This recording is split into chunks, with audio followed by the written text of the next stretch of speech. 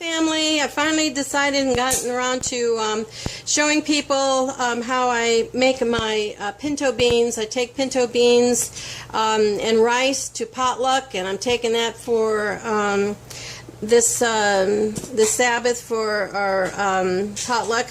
And I often take it, and people absolutely love it. So how do you do it? Okay, so here is the way I do it. It's so simple, and yeah, people seem to really like it. Now, this is the way I do it. You do it the way you want to, but what I have in here is I buy the pinto beans by 50-pound bags, and I actually store them in half gallons.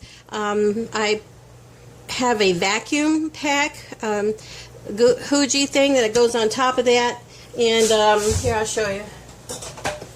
This is what goes on top. This is a wide mouth, and I have a little suction thing that goes over it, and it sucks all the air out. And so that way I know it's kept fresh, and I can keep it. This is actually a year ago that I did buy all this, and I took them all out and did that. So after I'm going to do, I have almost 5 cups of pinto beans that I have washed, and I've gone through to make sure that there aren't any bad looking beans that I don't want to eat or put through, and take the dust off of just being stored in the warehouse on the beans. And so I'm going to put those in my, I have you know, everybody can have whatever kind they have. A slow cooker is a slow cooker, and so I only have 3 warm, low, and high. So I'm doing this on high at this point, and I'm putting that in, and then I'm going to put double the amount. So here is 8 cups of filtered water, and I'm going to put, in a minute, I'm going to put a little bit more water, and that's going to be, oh, and this is a controversy. I always put this in, I've read so many articles, they say, oh, don't put salt in, it makes it tough. It doesn't make it tough. At least not this way, it doesn't make it tough. So this is sea salt. It is a tablespoon for all of this, and it really does give it flavor. Maybe that's why people like my pinto beans. So anyway, this is going to go in there, and I'm going to stir that in there, and then I'm going to let it on high. I do all this on high, and for about an hour or so, an hour and a half, it doesn't matter. Then I'll come back and I'll show you the rest of the stuff I put in there. Until later. Okay, it's been a couple of hours, and I wanted to show you the beans and before I add the rest of this. So what's in here is just beans, water, and the tablespoon of salt. And you see how it's starting to come boiling up here, and it's really plump. And so now I'm going to add the rest of the ingredients, and that will slow cook now. So the next thing I'm going to do is I'm going to put in a ½ cup of dried onions, and it gives a lot of flavor, and it's really great. The other thing I'm going to do is put in a tablespoon of cumin. I go to Sam's. I get the anyway. So then the next thing I do is that I put in 1 can of the large cans. I don't know what happened to it. Somebody thought they were helping me and threw it out.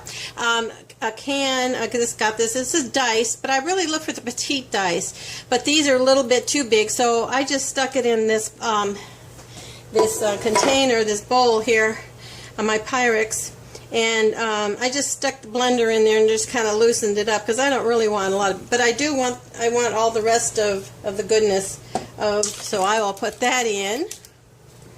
I don't know if you can see all the stuff I'm doing over here, and we're going to stir all that in.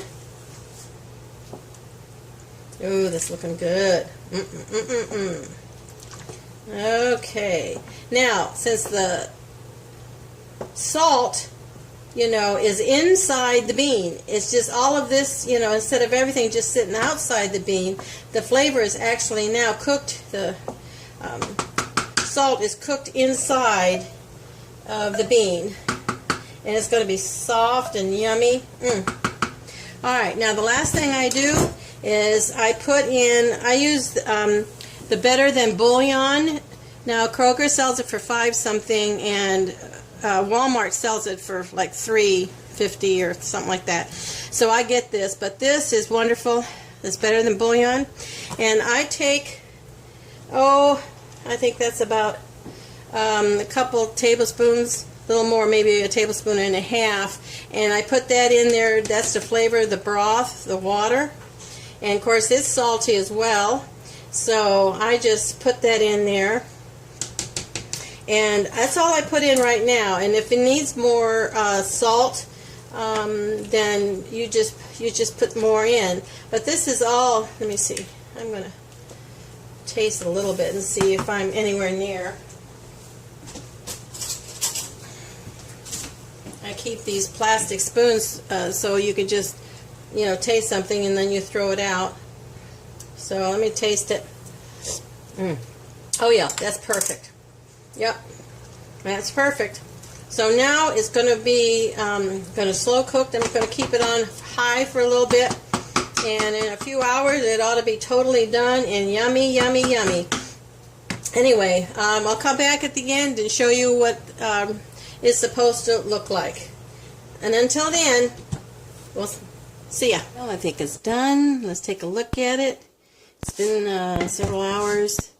I've had it on low and slow. Look at that. Oh, gorgeous, gorgeous, yummy, yummy.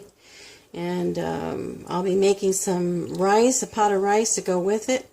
And then we'll feed a lot of people. And what I don't use, I usually freeze and use it through the week or whatever. But this is pinto beans and slow cooked and yum, yum, yum. Make it, enjoy it. It's great. And don't forget to subscribe and like our channel. We'll see you in the next time.